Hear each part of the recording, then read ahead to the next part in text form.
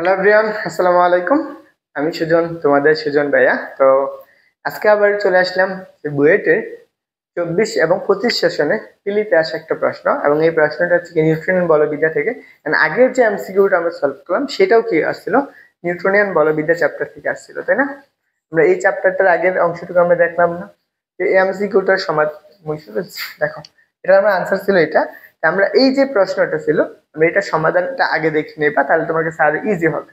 আমরা এখনো যে প্রশ্নটা, সেটা বুয়েট পিলিতে 24 এবং 25 সেশনে আসছে। আমরা এই প্রশ্নটা সমাধান করবো। তোমরা একদম বেসিক সহকারে পড়ে আসছো জানি, তো তোমরা জানো, সবাই মোটামুটি পড়ছো, তোমরা একবার এইচএসসি দিয়েছো।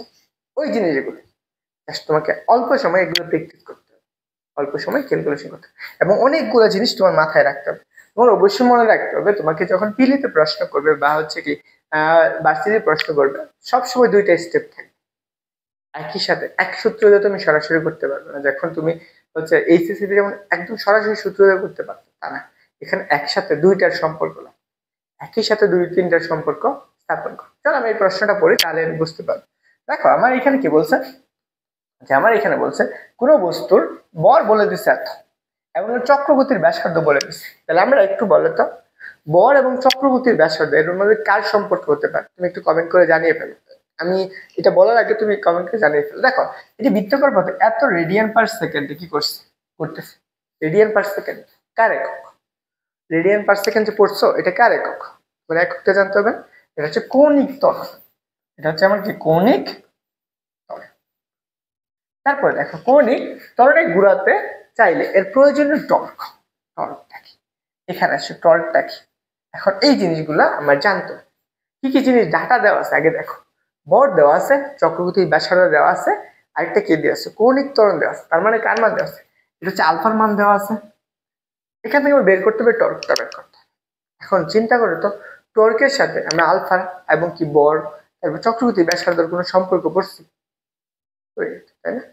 আমি আগে এইটুকু সবগুলা ক্লিয়ার করে, টর্ক জিনিসটা কি। টর্ক,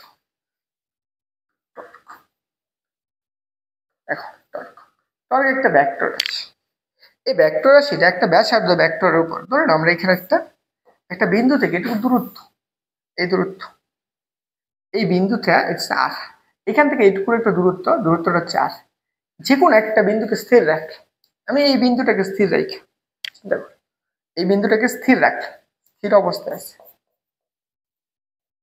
এই বিন্দুটাকে স্থির রেখে অপর বিন্দুতে একটা বল প্রয়োগ করি, এই ঘূর্ণন তৈরি করি, সেটাকে আমি টর্ক। আমি নর্মালি বুঝো তো, এটার উপর আমি একটা বল প্রয়োগ করছি, এই বরাবর আমি একটা বল প্রয়োগ করছি, এই বরাবর আমি একটা বল প্রয়োগ করছি, সেটা কত? এক পরিমাণ বল। আমি এদিকে হতে পারে, এদিকে হতে পারে। তুমি দরজা খোলো না, দরজা খুলে দেখে এটা একটা কবজা থাকে দরজা, এইটার উপর বল প্রয়োগ করছো। যখন এর উপর একটা বল প্রয়োগ করলা, তো এইটা একটা কি করছে, এই ব্যাসার্ধ ভেক্টরের সাথে একটা কোণ উৎপন্ন করছে। সেই কোণটা কত? থিটা। বুঝছো? এটা কি করছে? থিটা কোণ উৎপন্ন করে। আমি এটাকে যদি এইভাবে একটু বাড়াই দিই, এটা আমার এই কোণটাও কি থিটা। তাহলে এখান থেকে ধরো ব্যাসার্ধ ভেক্টরটা কত? আর। এইটুকু আমাদের কত হবে? আর সাইন থিটা। মনে করো এটা আর সাইন থিটা, এর লম্ব বরাবর দিক। তাহলে আমাদের টর্ক জিনিসটা কি? টর্ক হচ্ছে যে ব্যাসার্ধ ভেক্টর, ব্যাসার্ধ ভেক্টর ভেক্টর এবং কি বলের ক্রস গুণফল, কি বলের ক্রস গুণফল, ক্রস গুণফল। টর্ক কি দ্বারা প্রকাশ করে? তাও দ্বারা প্রকাশ করে। আমি এইখানে ব্যাসার্ধ ভেক্টরটা আর, আর ক্রস কত, এটা হচ্ছে আমাদের টর্কের সূত্র। দেখবা এরপরে কিন্তু আরেকটা এমসিকিউ আছে বুয়েট পিলিতে, সেম টাইপের। এখান থেকে টর্ক বের করতে পারছি, এই দুটোর ক্রস গুণফল আমরা ভেক্টর চ্যাপ্টারে পড়ে আসছি, ক্রস গুণ করতে। বুঝছো? আমি এইটুকু পাইতেছি, যদি আমি এটাকে সাইন থিটা চিন্তা করি এর উপর, তাহলে আমি এটাকে যদি ক্রস গুণ অনুসারে লিখি, যে আর এফ সাইন থিটা, এখানে একটা একক ভেক্টর দেওয়া লাগে ইটা। আমি নর্মালি চিন্তা করি একক ভেক্টরটাকে এদের লম্ব বরাবর, এরা যে দুই বিন্দুটা একই সাথে একই বিন্দুতে ক্রিয়া করতেছে না। দেখো এরা কি একটা বিন্দুতে ক্রিয়া করতেছে না, এই বিন্দুটার লম্ব বরাবর একটা বল ক্রিয়া করতেছে, এটার উপর, এই বরাবর, এই বরাবর। সেটাকে আমরা বলবো এই বলটার দিক। ওকে, এখান থেকে পাইতেছো টর্কটা পাইতেছো। তাহলে এখন দেখো, তুমি যেহেতু টর্ক পাইছো, টর্কের কি একক আছে না, মাত্রা আছে না? আমি এখানে সাইন থিটার এইটুকুর মান ধরে নিলাম আমাদের 1। তাহলে আমরা এখান থেকে টর্ক ইকুয়াল টু কত পাবা? আর এফ পাবা, আরএফ। তাহলে এখন আসো, আমার আরএফটা পাইছি। তাহলে এখন দেখো টর্ক ইকুয়াল টু, তাহলে আমি কি লিখতে পারি যে এফ আর, এখন আমি এটাকে একদম স্কেলার রাশি হিসেবে চিন্তা করছি। তাহলে এফ বলের এককটা কি, এককটা আমরা কি পাবো, একক, একক হচ্ছে কি নিউটন, এটা হচ্ছে মিটার। একটু চিন্তা করো তো, এরকম কার একক পাইছো তুমি? আরেকটা, এটা কি কাজের এককের সমান না? কাজের একক, তার মানে টর্কের মাত্রা এবং কাজের মাত্রাটা কি, এককটা যেহেতু সেম, তাহলে কাজের এককটা, তাহলে আমি এখান থেকে এককটা বের করছি, আমি আরো একক বের করতে পারি। দেখো আমি torque equal to, tau equal to F সমান কত করছি, আমরা এম এ পড়ছি না, আর এখানে কত আর, এম এর এককটা কি কেজি, ত্বরণের একক কি মিটার পার সেকেন্ড স্কয়ার, স্বর্ণের একক কি মিটার, তাহলে তুমি কত পাইতেছো কেজি মিটার স্কয়ার পার কত সেকেন্ড স্কয়ার। এটা তার তুমি কি টর্কের একক, এখান থেকে তুমি টর্কের আরেকটা একক পাইছো, এই যে একটা একক, এই আরেকটা একক, তুমি আরেকটা পাবা না, সেটা হচ্ছে কি মাত্রা। দেখো টর্কের মাত্রাটা কত, বলের মাত্রাটা কত এম, দূরত্বের মাত্রা কত এল স্কয়ার, সময়ের মাত্রাটা কত টি, টি ইনভার্স এইটুকু পেয়েছে। এটা হচ্ছে আমার টর্কের একক এবং মাত্রা। তুমি জাস্ট এই জিনিসগুলো একটু মনে রাখো, তুমি জাস্ট একবার বুয়েটের প্রশ্নগুলো সমাধান করো, দেখো তোমার সব ক্লিয়ার হয়েছে। আমি এইটুকু বলতে পারি, বুঝছো? তো চলো এইটুকু গেল, তাহলে আমি টর্ক পাইছি, টর্ক ইকুয়াল টু কত এফ আর, এটা আমি লিখে নিলাম। আমার এখন এই যে টর্কটা তো হইতেছে, দেখো এইটা যখন ঘুরবে, একটা বল নিয়ে ঘুরবে, এটা কৌণিক বল, এটা কোন উৎপাদন, কৌণিক বল উৎপাদন, কৌণিক ত্বরণ, ঘূর্ণন গতিতে হবে, তাই না? যখন তুমি এখানে ধরো, আমি এটার উপর এটাকে স্থির রাখছি, আমি এর উপর বল প্রয়োগ করছি, এই কৌণিক বরাবর এইটার উপর বল প্রয়োগ করছি, কৌণিক বরাবর একটা কৌণিক ত্বরণ সৃষ্টি হবে।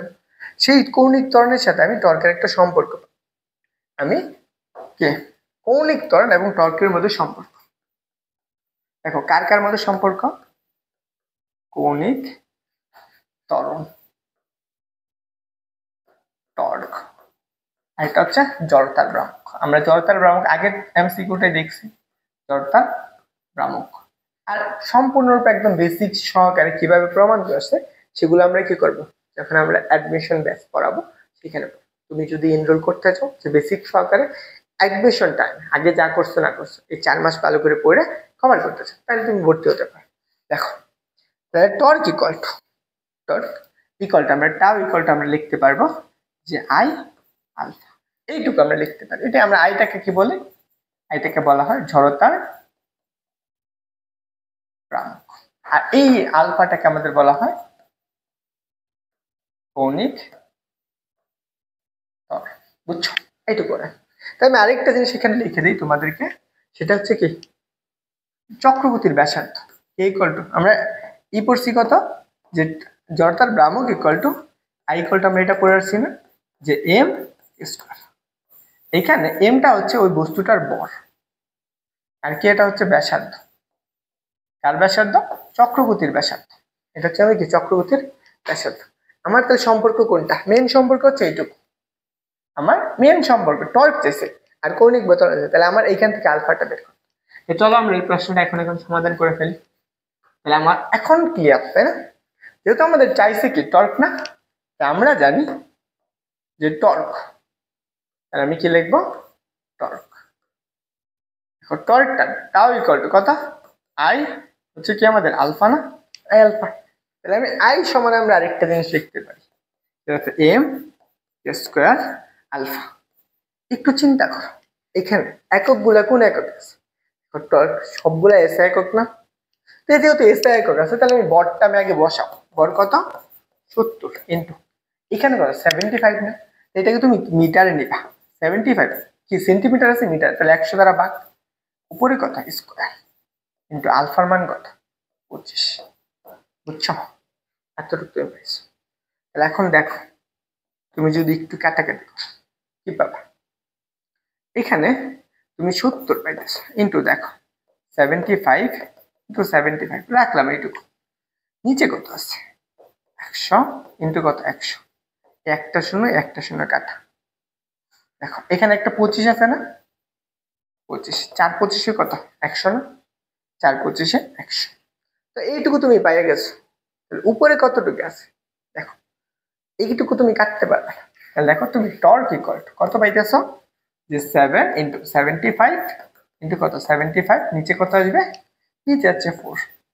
তো তুমি যদি এগুলো গুণ করো, অনেক বড় একটা মানে অনেক বড় করে গুণ করতে, তার জন্য কি এটা যেহেতু বুয়েট আসছে ক্যালকুলেটার, তুমি অন্য ইউনিভার্সিটি আছে তোমার ক্যালকুলেটার লাগবে, কাটাকাটি করতে হবে। তুমি দেখো বাকি ক্লাসগুলোতে সেম জিনিস করে পাবা। তাহলে আমি কত পাবো, সেটা হচ্ছে 7 ইন্টু 75 ইন্টু কত 75 ডিভাইডেড বাই 4। তুমি যেই মানটা পাবা সেটা আসবে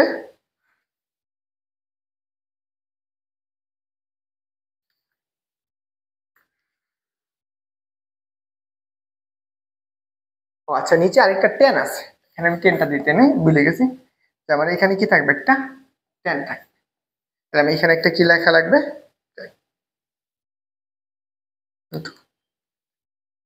তাহলে দেখো যে মানটা পাবা সেটা আসবে কত, 984.37 একক কি নিউটন মিটার। তাহলে দেখো তো 735 আছে, এখানে একটা 5 আছে, একদম অ্যাকুরেট মান লিখছে। তাহলে এখন বলো আনসার কোনটা, আনসার এই যে ডি নাম্বারটা না, এটার আনসার কোনটা, আশা করি তুমি বুঝছো একদম অ্যাকুরেট। তো তোমরা যারা ভার্সিটি অ্যাডমিশন দিবা, একদম ভার্সিটি প্লাস ইঞ্জিনিয়ারিং যে একসাথে কমপ্লিট করতে চাও, তোমাদের জন্য কোর্সটা, এই কোর্সটা একদম ভার্সিটি। আর যারা হচ্ছে অফলাইনে পড়বা, যারা ফরিদপুরে আসো, যে তোমাদের ফিজিক্সের ভালো টিচার বা ম্যাথের ভালো টিচার বা যে তোমার বেসিক ক্লিয়ার না, এখন থেকে তুমি ক্লিয়ার করতে চাও, তাদের জন্য এটা।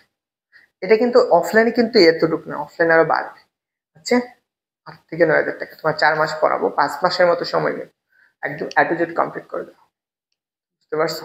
তো যারা এনরোল করতে চাও অনলাইন, তাদের জন্য কমেন্ট করে এই ভিডিও সেকশনে, এবং এই নাম্বারটা হচ্ছে আমার হোয়াটসঅ্যাপ নাম্বার, এটার সাথে তুমি যোগাযোগ করতে পারবে, হোয়াটসঅ্যাপ নাম্বার।